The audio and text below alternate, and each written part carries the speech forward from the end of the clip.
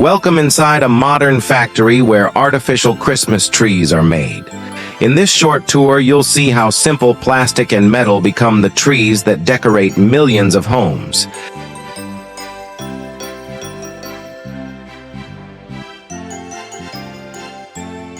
It all begins with raw materials. Rolls of green PVC film and coils of steel wire arrive and are checked for color, thickness, and strength to ensure a realistic and durable tree.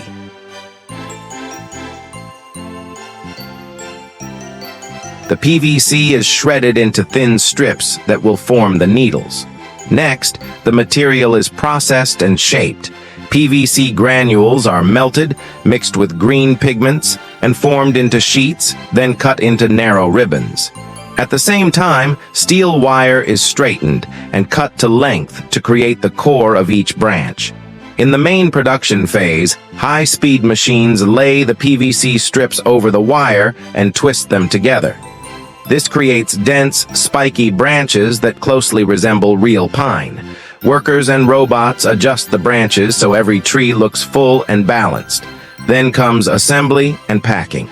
Branches are attached to metal trunks and folding frames on automated lines.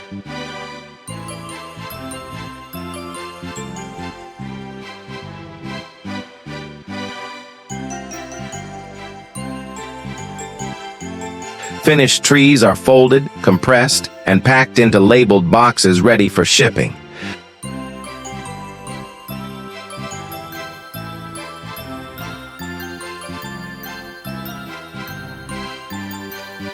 Before leaving the factory, sample trees are unpacked, assembled, and inspected for color, shape, and stability.